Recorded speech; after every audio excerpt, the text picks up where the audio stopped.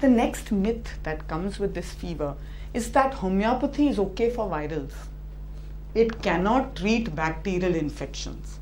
And I have patients who are coming to me for years and they're under our treatment for things, and suddenly they come in a follow-up and says, oh, by the way, he had a tonsillitis, it was streptococcus bacteria, and we just took the antibiotic. And I say, but why? You've been on homeopathy 10 years. And they tell me, but homeopathy can't help in a bacterial infection. This is not true.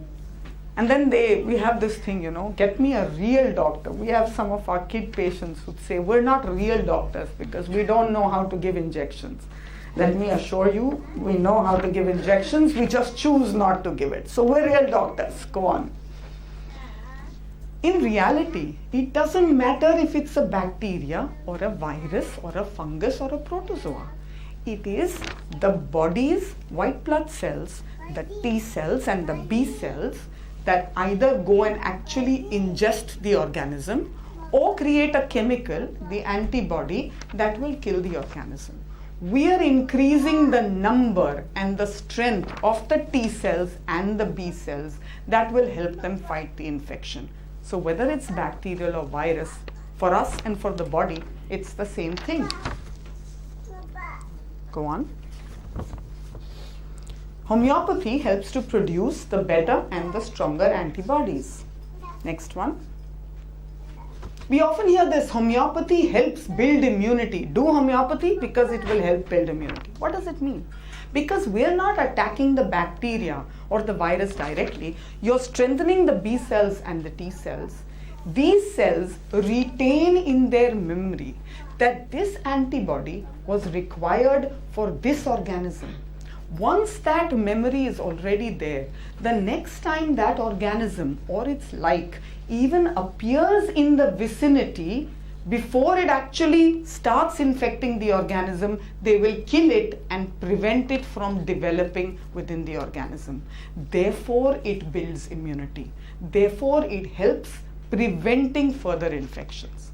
Whereas if you'll go back to your own histories with your child, what I've seen with my patients, when you take an antibiotic, the chances of you getting the next infection that is around in the atmosphere is much higher because we are surrounded by virus and bacteria all the time. We are inhaling it as we sit right now. So this will make you more susceptible. Go on. Because the antibiotic sure kills the germs directly, but it also kills your own white blood cells. It also kills those organisms that guard our mouth, our nose. They are natural organisms that are beneficial to us. So the antibiotic is merciless. It will kill it all. And therefore, when there is a next epidemic of any virus or bacteria, because your white blood cells have got weakened, they still need time to regenerate. Those natural bacteria still have to come back. That's why you're more likely to catch the next infection and you're weaker. Go on. So whether it is typhoid, pneumonia, urinary infections, which are all bacterial, protozoal like malaria, virals like dengue or chikungunya, we treat them all the time.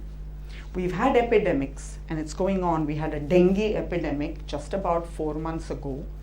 We all know it was in the newspaper. We've had children, friends, children who've had it.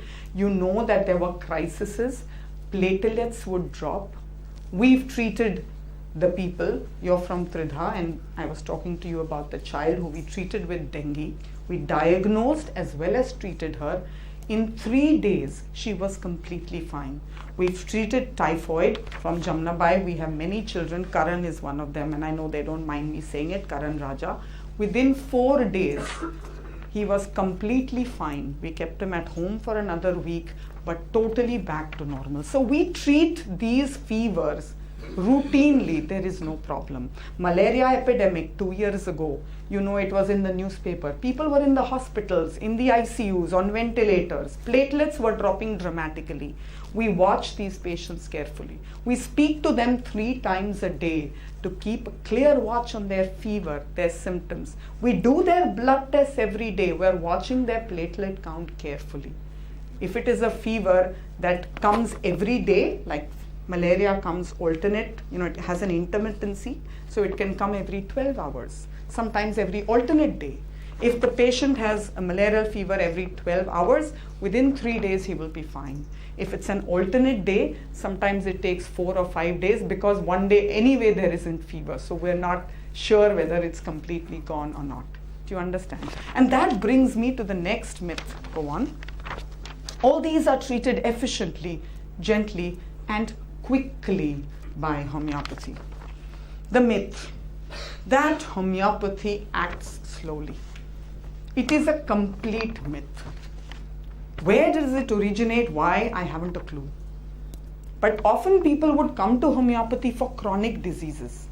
They've had psoriasis for 20 years, tried all kinds of treatments, and finally come to homeopathy. Sure, it's going to take them 4 or 5 years to get cured. Do you understand? But if you come with a fever of 105 and 106 and you have typhoid, your fever has to come down to 102 by tomorrow. You have to get okay by the next 5 days. That's what we would do with homeopathy. So it depends on the pace of the disease, on the acuteness of your problem. Why do we feel homeopathy is slow, even in acute?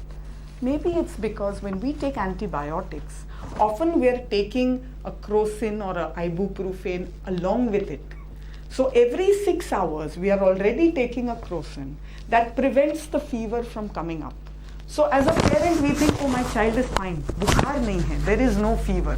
Do you understand? Whereas we tell you, don't worry about 102 fever. Let it be. If the child is active, child is eating, getting up, dancing, doing things, use that to gauge whether your child is winning the fight against the disease or is it the organism winning. It doesn't matter if the fever is 104. But if the child gets up and says, oh, I think my body is hot, but can I eat breakfast right now? And can I go to my friend's house to play? You realize his vitality is fine. His general condition is fine. Therefore, this fever is not a sign of the infection becoming stronger, but the body's antibodies getting stronger and fighting it. So watch the general condition of your child. That will clearly tell you who is winning this fight, and that will give us the correct input from you. Our medicines in acute diseases are like the tortoise with a rocket tied to him. He moves that quickly, and that is a guarantee because that's what we treat all the time. Go on.